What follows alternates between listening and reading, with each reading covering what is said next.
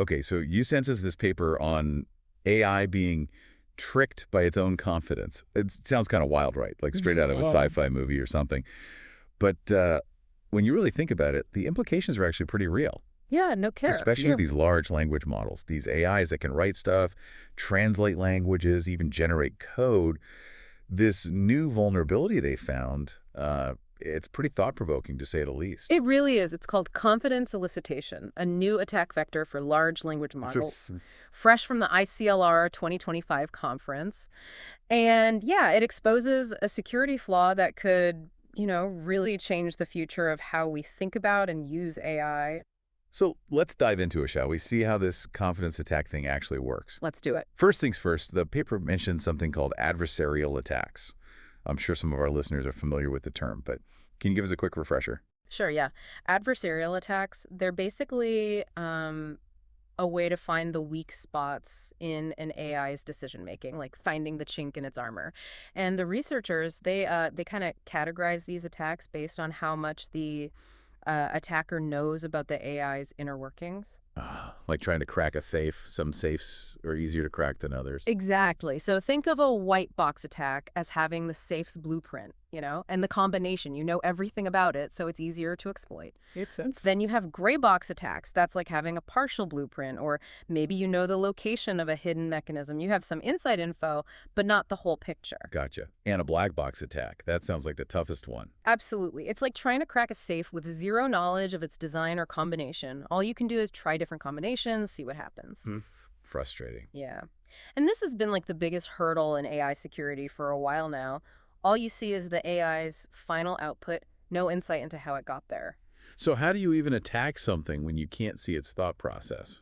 That's where this research gets really interesting. Brian Fermento and his team, they found a way to kind of bypass this limitation by exploiting something called confidence elicitation. Confidence elicitation. Yeah, it's basically getting the AI to reveal its level of uncertainty about its own answers. Hold on, you can make AI tell you how sure it is about something. How does that even work? It's actually surprisingly simple. Researchers do it through prompting, which is like asking the AI very specific questions that sort of encourage it to reveal its confidence level. Fascinating.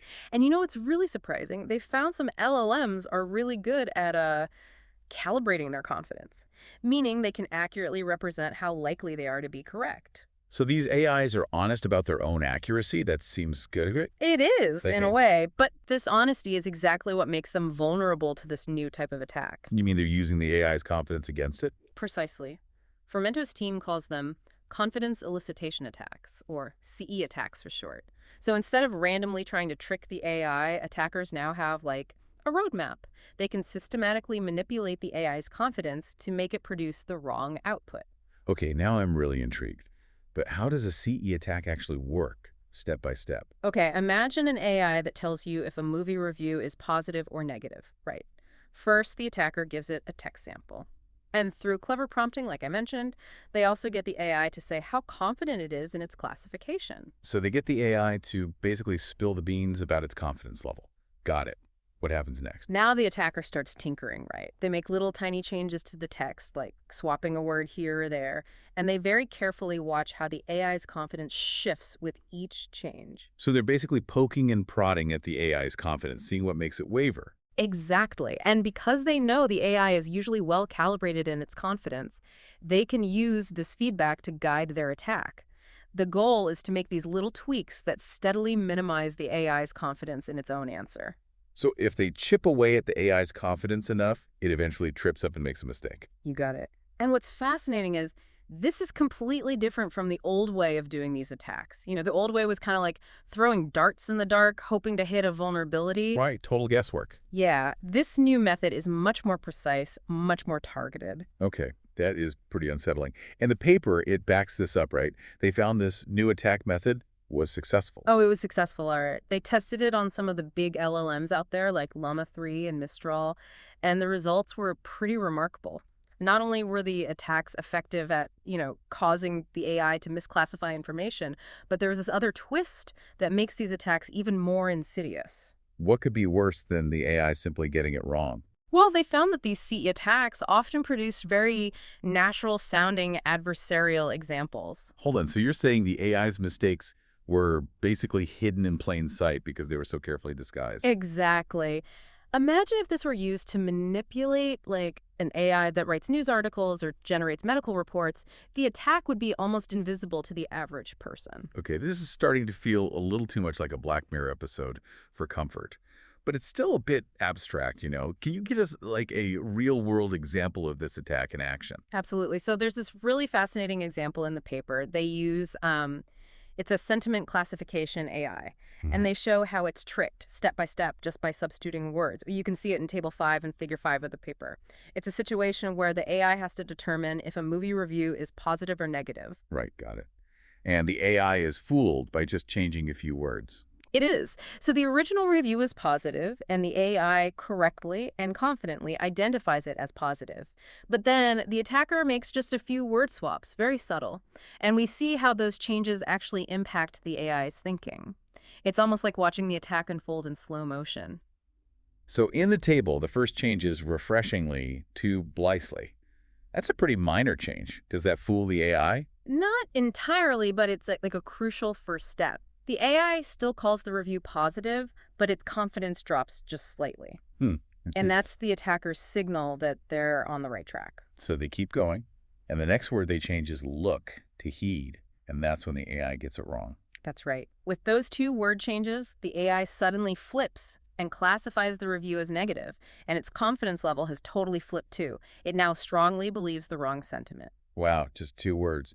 And even though the changes seem so small, looking at the later substitutions, the AI's confidence in its negative classification, it just keeps getting stronger. That's exactly how these CE attacks work. They exploit the AI's inherent calibration mechanism to kind of nudge it towards an incorrect answer, one tiny change at a time. Incredible. And they use this visualization, the Dirichlet distribution in Figure 5, which is a really clever way to show the attack path too. But honestly, I'm not sure I fully understand that visualization. Can you explain it like in simpler terms? Sure. So imagine a triangle. Okay. Each corner represents a possible classification, positive, negative, or neutral. Each dot in the triangle represents the AI's confidence distribution for like a specific version of the review. As the attacker makes changes, we see the dots moving. Ah, I get it. So as those words get changed, we see the dots moving further away from the positive corner and closer to the negative corner. It's like we're seeing the AI's judgment being warped right in front of us. Perfect analogy. And what makes it even more concerning is that even though the final review is full of substitutions, it still sounds pretty natural to a human reader. The attack is practically invisible. Okay, officially freaked out now. So if AI can be tricked by its own confidence, I mean, what other hidden vulnerabilities might be lurking out there? That's the million-dollar question, isn't it? To be honest, we're only just beginning to understand the security risks of these large language models. In fact, the authors of the paper, they actually highlight a few potential future threats in their research. Oh, like what kinds of threats? One area they're particularly concerned about is what they call chatbot jailbreaks. You know how some chatbots have, safety protocols that prevent them from generating, harmful content or inappropriate content? Right, like guardrails to keep the AI from going off the rails. Exactly. Well, CE attacks could potentially be used to bypass those safeguards. Imagine an attacker manipulating an AI to generate content that should be blocked, things that are harmful, offensive, maybe even dangerous. So in a sense, these attacks could turn helpful AI into like a weapon. That's the potential danger, yeah. And it's not just about generating bad content. Imagine manipulating an AI to spread misinformation, or propaganda, all while sounding completely credible and trustworthy. This is starting to feel like something out of a dystopian novel. I know, it is concerning. But the good news is awareness is the first step towards solutions. So what can we do to protect against these attacks? Well, that's the big question, right? And research in this area, it's really just beginning. But one intriguing idea that the authors propose is using adversarial training to make AIs more robust against these attacks. Adversarial training. What is that, like training for a marathon? It's more like martial arts training for AI, I guess you could say. You expose the AI to simulated attacks during its training process, so it learns to recognize and defend against those tactics in the real world. But basically, you're giving the AI a taste of its own medicine so it can build up an immunity. Exactly.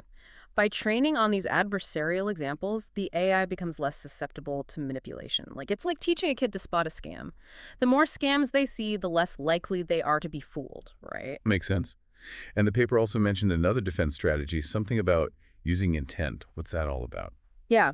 So this approach focuses on trying to understand the user's intention behind their queries to the AI. Think of it like a security system that can detect suspicious behavior. For example, if a user keeps asking the same question over and over again, but with tiny little changes each time, that could be a sign they're trying to, launch a confidence attack. It's like monitoring the AI for any unusual activity. Precisely. By analyzing patterns in user behavior, we can potentially identify and block these attacks before they actually cause any harm. This is all really interesting. It seems like the research in this area is really just getting started. Are there other ways these CE attacks could be used beyond what we've talked about? That's a great question. And to be honest, researchers are still figuring that out. But the paper does hint at some pretty interesting possibilities. Like what? One area they mention is the potential for attacks on AI used for medical diagnosis.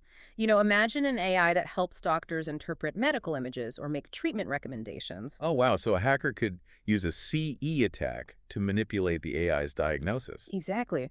They could make tiny little adjustments to the input data, like subtly changing the pixel values in a medical image and kind of nudge the AI towards a misdiagnosis.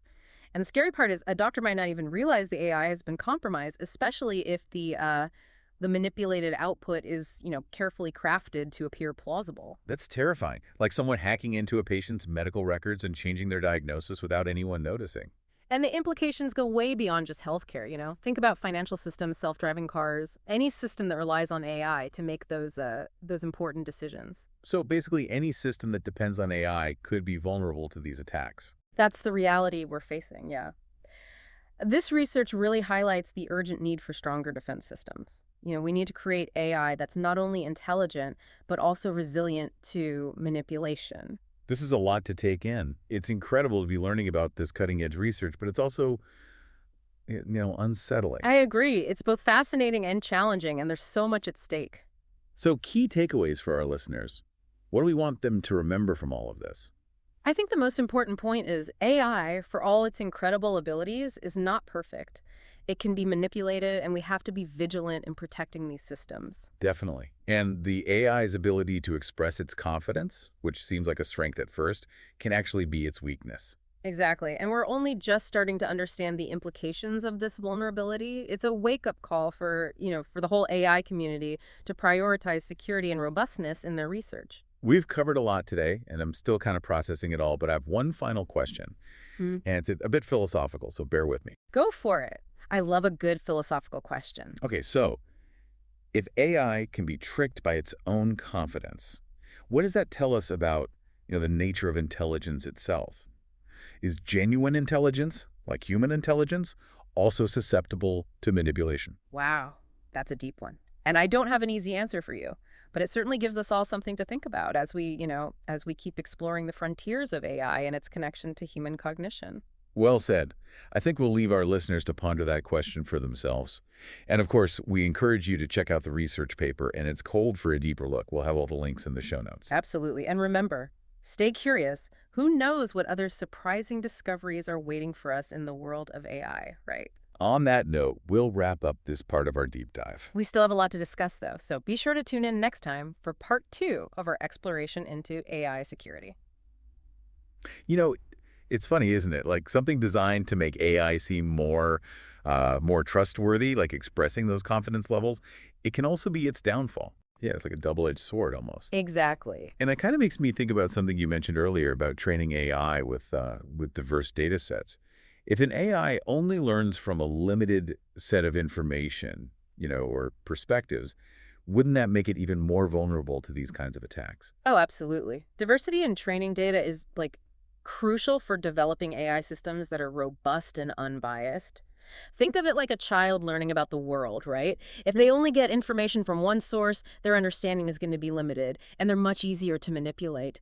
But if they learn from a variety of viewpoints, experiences, they develop a more critical and nuanced understanding of the world. You are what you eat, but for AI, it's more like you are what you're trained on.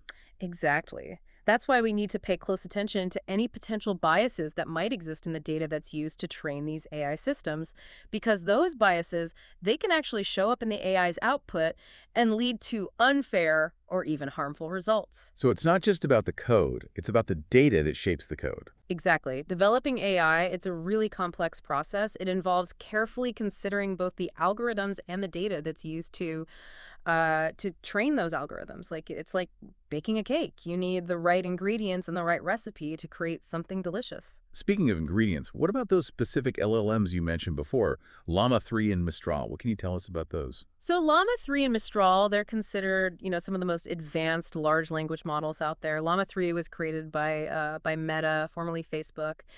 And Mistral, that one's newer, but it's getting a lot of attention because it's really good at various, language-based tasks. So they're like the heavy hitters in the world of LLMs. They are. And the fact that both of these models were vulnerable to these SIA attacks, it really shows just how widespread this problem could be. It's not just, one type of LLM or one development team that's affected. It's something the whole AI community needs to be aware of. It sounds like a challenge that's going to require a real team effort to solve. Right. Which brings us back to the question of defenses, right? What are some promising approaches that we could use to actually protect AI from these confidence attacks? Well, like we talked about before, adversarial training is definitely one avenue, but there are others as well. Some techniques involve using something called robust optimization, or even creating like ensembles of models. Okay, break those down for us. What's robust optimization all about? So robust optimization, it's basically a way to design algorithms that are less sensitive to like variations in the input data. So think about an AI that's trained to recognize pictures of cats, right? Okay. A traditional AI might get confused if the image is a little blurry or if the cat is in a weird position. It's like those Capes TCHA things online where you have to like identify all the distorted images of street signs and stuff. They're meant to make sure it's a human making the choices, not a bot. Exactly. So with robust optimization, the AI is trained to recognize cats under a much wider range of conditions. It's like, giving the AI a more flexible and adaptable understanding of what a cat actually looks like. So you're basically teaching the AI to be less picky. Yeah. And that makes it a lot harder for an attacker to trick the AI, by making those subtle changes to the input data. Interesting. And what about those ensembles of models you mentioned? How do those help? Okay, so imagine you have like a team of AI experts, right? Each one with their own strengths and weaknesses. Got it. Instead of just relying on one AI to make a decision, you consult with multiple AIs and then combine their outputs. So it's like getting a second opinion, but from a whole panel of AI doctors. Precisely. And this can be really effective in making AI more resistant to these kinds of attacks, because if one AI falls for the manipulation, the others might not, and their combined judgment can override that faulty output. It's like the wisdom of the crowd, but for AI. Exactly. It's a powerful way to use the strengths of multiple AI systems to create a more robust and reliable decision-making process overall. This is all so fascinating, and it really shows just how complex this whole AI security challenge really is. It's not about finding like one magic solution. It's about developing a multi-layered defense strategy that can tackle these vulnerabilities at different levels. Couldn't agree more. AI security, it's an ongoing process, It requires researchers, developers, policymakers, everyone to work together, really. We have to keep innovating, keep adapting if we want to stay ahead of the curve as this technology continues to evolve. And that brings us back to the importance of, of awareness and education. The more people understand the potential risks and challenges of AI, the better equipped we'll be as a society to navigate this landscape. I wholeheartedly agree. AI is a powerful tool with huge potential to do good in the world. But just like any tool, it can be misused. It's up to us to make sure the AI is developed and used ethically and responsibly with the right safeguards in place to minimize those risks. Well said. I think we've covered a ton of ground in this deep dive so far. We've explored the world of these CE attacks, we've learned about the vulnerabilities of LLMs, and we've even talked about some promising approaches to protecting against these attacks. Yeah, it's been great unpacking all of this with you. I hope our listeners are finding this discussion as insightful and thought-provoking as I am. Yeah, me too.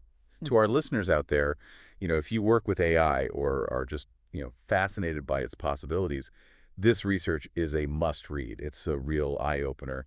And it reminds us that, While we should absolutely be excited about the potential of AI, we also need to be aware of its limitations. Yeah, the authors of this paper, they deserve a lot of credit for bringing this vulnerability to light. It's a call to action for the whole AI community to really make security and robustness a top priority. Absolutely. And it's not just about, preventing malicious attacks. It's about building AI systems that are reliable, trustworthy, and that align with, for our values as humans.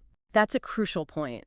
We want AI to work with human intelligence, not replace it, and certainly not be used against us.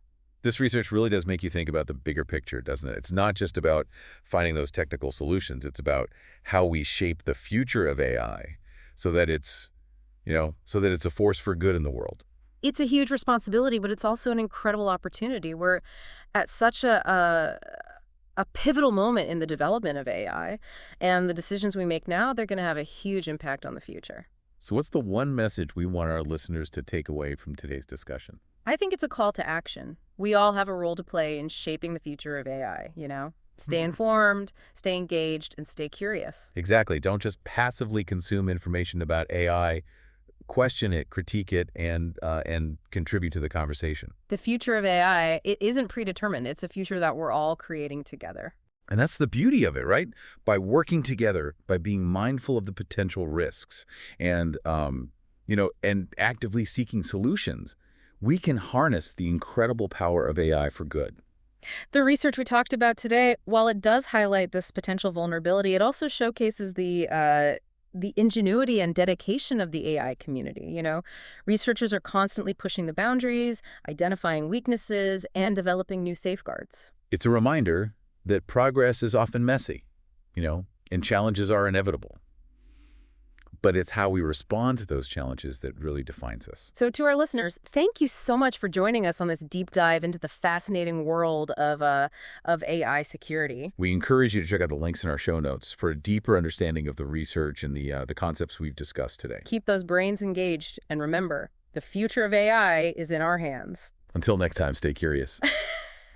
So we've been really digging deep into some pretty heady stuff about AI security, haven't we? Yeah, for sure. And we've seen how even something like AI confidence, which seems like a good thing, can actually be turned into a weakness. It really underscores that AI, Yeah. For all its potential, it's still early days. Yeah. Just scratching the surface. Exactly. And as with any new technology, right? I mean, there are going to be those unexpected challenges, those vulnerabilities that we haven't even thought of yet. This whole confidence attack thing, it's a real wake-up call for everyone working in AI. It is. It highlights that need for ongoing research, collaboration too, and just that overall commitment to responsible AI development. It's got to be a priority. We need to make sure these AI systems are, well, not just intelligent, right? They need to be robust, secure, and really aligned with human values. Absolutely. I mean, AI should be a tool that helps us, that enhances our lives. It shouldn't be something that we're constantly having to defend ourselves against. So as we wrap up this deep dive, what's the big takeaway? What do we want our listeners to walk away with? It's a call to action, I think. We all have a part to play in shaping the future of AI. Stay informed, stay engaged, and never lose that curiosity. Right. Don't just sit back and passively take in information about AI, right? Question it, critique it, and get involved in the conversation. Make your voice heard. The future of AI, it's not like set in stone. We're all creating it together. That's what makes it so exciting, right? Yeah. By working together, being aware of the risks, and looking for solutions, I mean, we can really harness the power of AI for good. The research we talked about, yeah, it highlights a vulnerability, but it also shows the ingenuity and the dedication of all the people working in AI. Researchers are constantly pushing forward, finding those weaknesses, and coming up with new ways to protect these systems. It's a good reminder that progress, well, it's not always pretty, is it? Challenges are going to come up. That's just how it works. But it's how we deal with those challenges. That's what matters. Couldn't have said it better myself. So to our listeners, thank you so much for coming along with us on this deep dive. It's been a real pleasure exploring all this with you.